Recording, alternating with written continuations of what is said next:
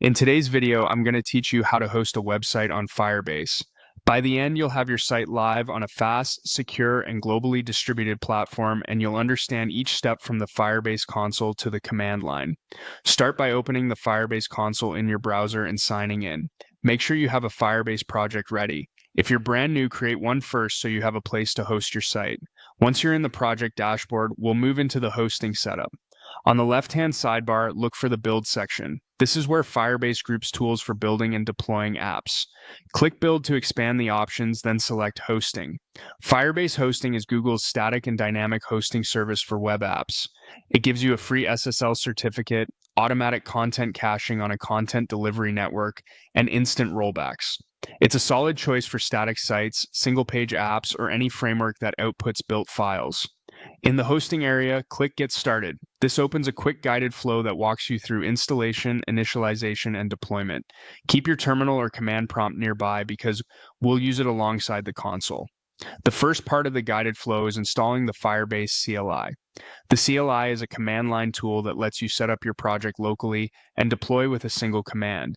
It requires Node.js and NPM installed on your machine. If you don't have them yet, install the current LTS version of Node.js, which includes NPM. Then, in your terminal, run the global install command for the Firebase tools. After the installation finishes, confirm it worked by running a version check. Next, authenticate the CLI with your Google account by running the login command. A browser window will open asking for permission. Approve it, and when the terminal confirms you're logged in, return to the console and click Next. Now it's time to initialize your project. Open a terminal in the root folder of the website you want to host. This should be the folder that contains your built files or the source files for your static site. Run the initialization command for hosting. The CLI will prompt you to select your Firebase project. Choose the one you're using in the console. It will also ask which directory to use as your public folder. This is the folder that contains the files you want to serve, such as index.cl and any assets.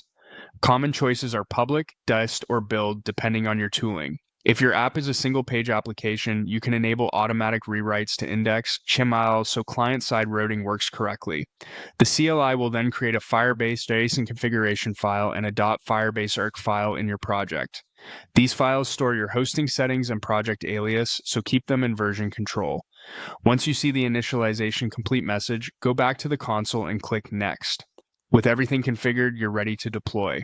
In your terminal, run the deploy command for hosting. The CLI will upload your files, set the correct cache headers, and activate your site on Firebase's CDN. When it completes, the terminal will display a hosting URL that looks like a web.app or firebaseapp.com domain. Click or copy that URL to view your live site immediately. If you need to make a quick change, update your local files and run the deploy command again. Deployments are incremental and fast. Return to the Firebase console and click Continue to Console to see your newly created site listed under Hosting. From here, you can view the live URL, inspect recent deployments, and later, if you want, connect a custom domain. Custom domains are optional and can be added from the Hosting tab when you're ready. To recap, you visited the Firebase console, opened the Hosting section under Build, started the guided setup, installed and logged into the Firebase CLI, initialized hosting in your project directory with the right public folder and settings, and deployed your site. If something doesn't look right, double-check that the CLI is installed and logged in. Confirm that your public directory contains an index, mil, and review your Firebase. JSON to ensure the rewrite settings match your app type. With this workflow in place, you can reliably update your site with a single deploy command.